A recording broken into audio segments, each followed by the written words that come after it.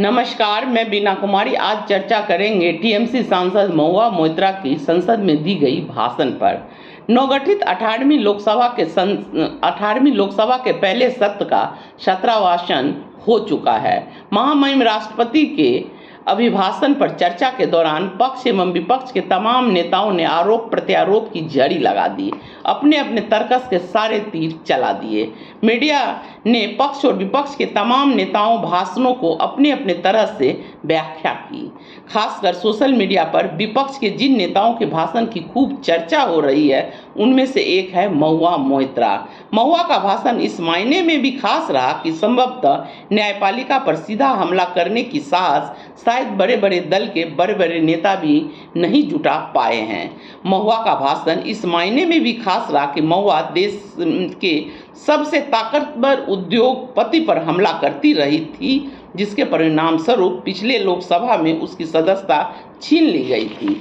फिर भी महुआ डरी नहीं, उसका मकान खाली करवा दिया गया, वो भी तब जब उसकी सर्जरी हुई थी। एक सांसद के तौर पर एक छोटी गलती जो अपराध कतई नहीं था के लिए महुआ को सबसे कठोरतम सजा दी गई थी।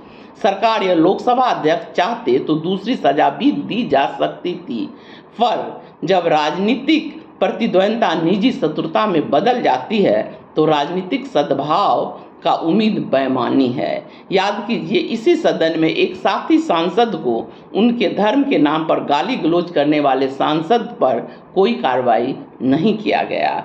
दरअसल महुआ पर किया गया सत्ता का यह हमला उस परिस्थिति का परिचायक है जब मनुष्य ताकतवर होता है तो सत्ता के नशे में वह यह भूल जाता है कि प्रतिद्वंदी, खासकर राजनीतिक प्रतिद्वंदी पर कितना प्रहार करना है। ताकत चाहे पैसे की हो या सत्ता की, मनुष्य को इतना अहंकारी बना देता है कि वो अपने सामने वाले को मनुष्य तक मानने से इनकार कर देता है। ताकत के दम में लोगों को इतना प्रताड़ित कर देता है कि सामने वाले को डर से डर लगना बंद हो जाता है, जिसे सदन में महुआ ने विक्ट्री ओवर फियर यानी डर पर जीत कहा था। अमेरिका में पढ़ी महुआ जेपी मॉर्गन जैसी दुनिया की नामचीन कंपनी की नौकरी छोड़कर राजनीति में आई।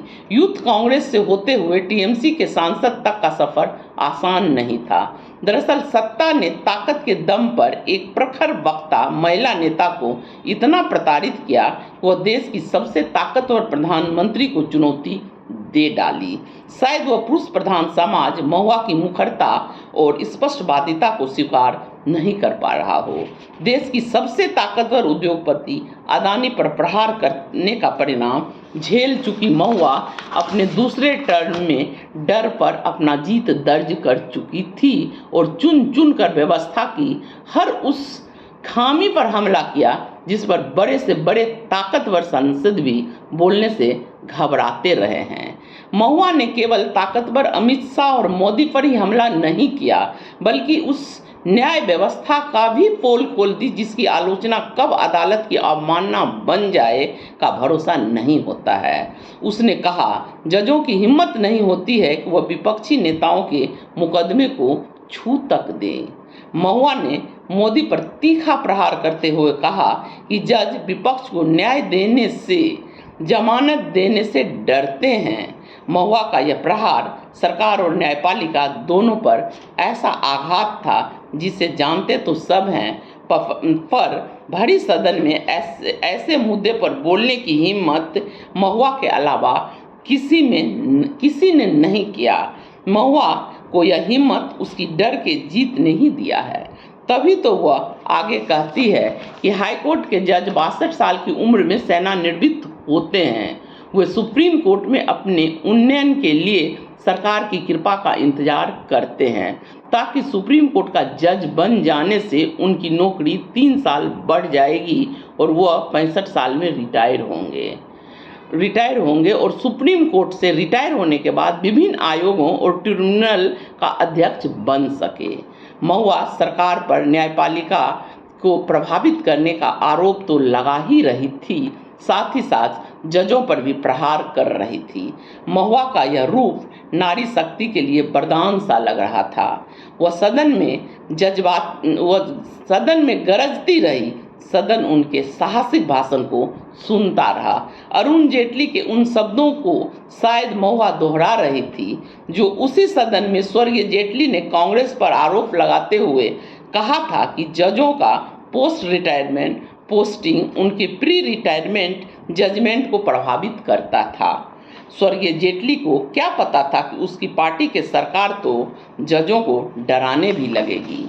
केवल न्यायपालिका ही नहीं, महुआ ने चुनाव आयोग, ईडी, सीबीआई, इनकम टैक्स जैसे संस्थानों पर सत्ता के दखल पर, सत्ता के नियंत्रण पर हमला करती रही और व्यवस्था सुनती रही। बुलेट ट्रेन के औचित्य पर प्रहार करते हुए महुआ ने कहा, जिस देश में कवच के अभाव में ट्रेन दुर्घटना हो रही है उस देश में बुलेट ट्रेन की क्या उपयोगिता है। एक रूट अहमदाबाद मुंबई पर जितना बुलेट ट्रेन चलाने का खर्च आएगा उससे आधे पैसे में पूरे देश के रेलवे नेटवर्क पर कवच लगाया जा सकता है, तो जो रेल दुर्घटना को रोक सकती है, जिससे आम जन के जान माल की रक्षा की जा सकती है। एक राजनेता के तौर पर महुआ ने विभिन्न मुद्दों को उठाया और सरकार को आईना दिखाया। हो सकता है कि आप राजनीतिक रूप से महुआ से असहमत हों, पर मुझे नहीं लगता है कि अगर आप महुआ का सदन में दिया गया भाषण एक बार सुन लेंगे तो एक एक महिला सांसद के तौर पर, एक देश की एक बेटी के तौर पर आप अपने आप को उसकी तारीफ किए बिना नहीं रोक पाएंगे। क्या आप नहीं चाहेंगे कि आपकी भी बेटी पुरुषों से भरे सदन में अपने अपमान का चुन चुन कर बदला ले? क्या आप नहीं चाहेंगे कि आपकी बेटी भी इस पुरुष प्रधान देश में महिलाओं की हिस्सेदारी की मांग करे?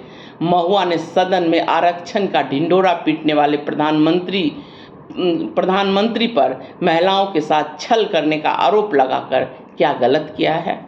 महुआ को फिर एक मामले में फंसाया जा रहा है। शायद देश की सत्ता और सरकार अपने ऊपर महुआ के आक्रमण को पचा नहीं पा रही है। सत्ता महुआ पर फिर कितना प्रहार करेगी यह देखना बाकी है।